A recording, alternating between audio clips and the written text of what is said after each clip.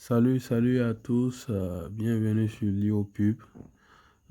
Nous sommes dans le marketing digital, dans la promotion des entrepreneurs et dans le boost de nos entreprises.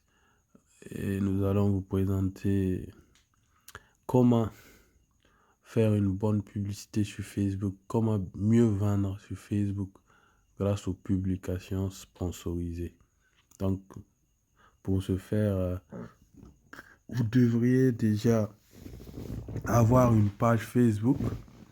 Après, vous en êtes procuré. Mais pour créer la page Facebook, c'est tout simple.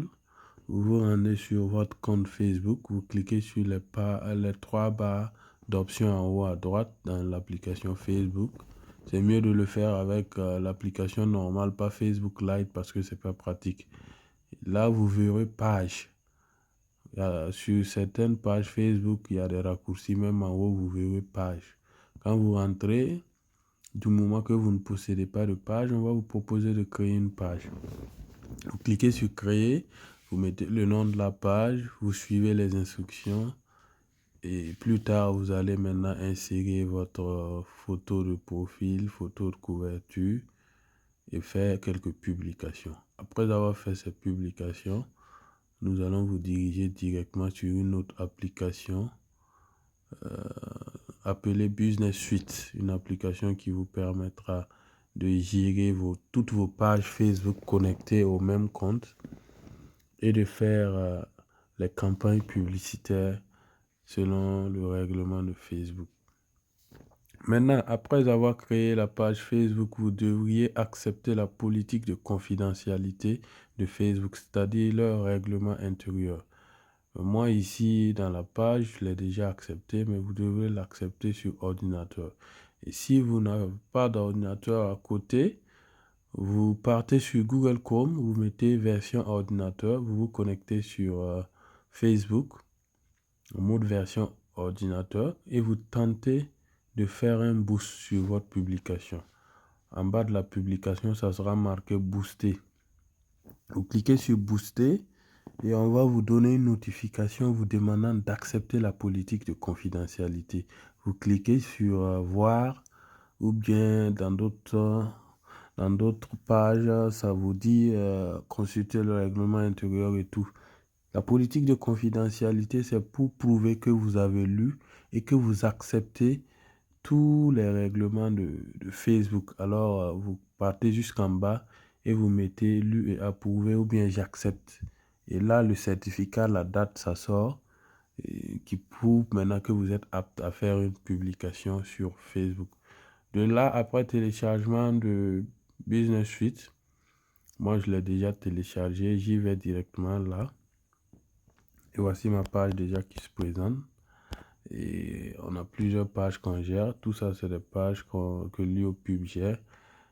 J'irai dans ma page, j'irai dans une page, j'irai sur LioPub. Et je vais chercher une publication que je vais anticiper. Par exemple, si je veux booster cette publication, je m'en vais sur Booster. Pour booster une publication, il y a le ciblage qui est très important. Je vois que cette publication concerne les voitures. Et je me dis quels sont les types de clients qui sont intéressés habituellement par les voitures. Voilà, leur âge, le sexe, et ça dépend du type de voiture. Là, je vais beaucoup plus cibler les hommes âgés de minimum 28 ans, sinon même 30 ans, parce que pour voir un homme avec un véhicule qu'il appartient réellement, bon, généralement, on se base sur la majorité pour cibler. Voilà, si on se dit il y a des jeunes hommes de 25 ou moins de 30 ans qui ont des véhicules, c'est vrai, ouais, comme nous les entrepreneurs et autres, ou bien ceux qui sont issus de familles vraiment nantis. Si on se base sur ce point pour cibler moins, on aurait pris beaucoup plus de plaisantins dans notre publication.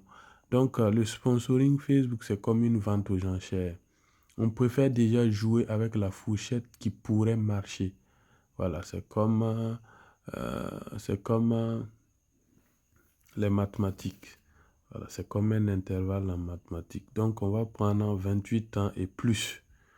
Voilà, comme ciblage. Mais avant d'y arriver, nous avons déjà un aperçu de la publicité. Et on descend. Vous voyez, automatique. Automatique, c'est... Vous laissez Facebook sélectionner l'objectif le plus pertinent d'après vos paramètres. Voilà. C'est-à-dire, c'est Facebook qui jouera le rôle souvent de montrer votre publication sur Facebook, souvent sur Messenger, souvent sur Instagram.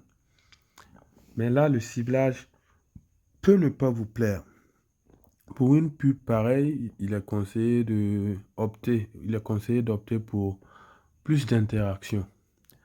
Plus d'interaction, c'est-à-dire vous aurez beaucoup de j'aime, vous aurez beaucoup de commentaires. La page sera animée. Pour le Burkinabé, plus d'interaction marche beaucoup plus selon nos expériences.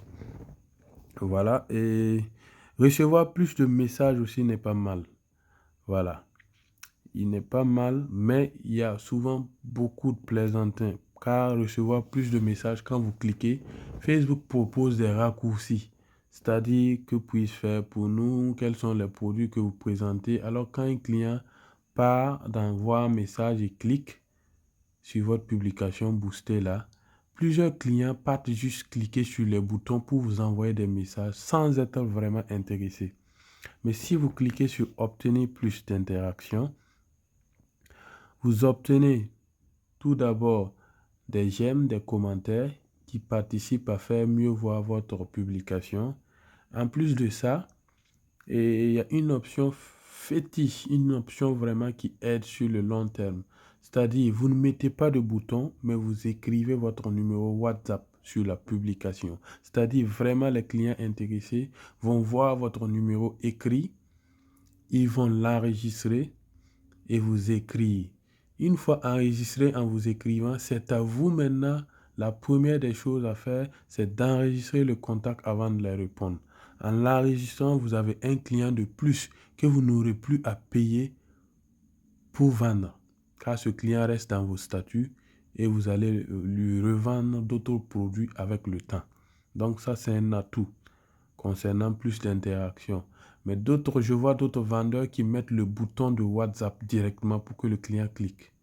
En mettant le bouton de WhatsApp, le client peut voir et ne pas être totalement intéressé. Malgré tout, il va cliquer pour aller juste discuter avec vous et repartir. Et c'est à vous maintenant de lui motiver à rester. Et en cliquant sur le lien, on n'oblige pas à enregistrer forcément votre numéro. Il peut juste discuter avec vous et ressortir sans enregistrer le numéro. Vous voyez qu'il est beaucoup plus intéressant d'amener le client à faire un petit effort. Là, vous vous trouverez dans vraiment comme un entonnoir, c'est-à-dire ça filtrait vraiment les clients sérieux pour vous. Donc, c'est mieux d'écrire le numéro WhatsApp et après maintenant écrire le reste de vos numéros pour que ceux qui veulent appeler appellent. Donc, c'est mieux de supprimer l'option bouton. Nous allons voir l'option bouton ici. Vous voyez, c'est déjà facultatif. Si vous voulez modifier, vous partez là. Vous voyez, ici le bouton appeler est par défaut. Là, le client allait voir appeler et cliquer dessus.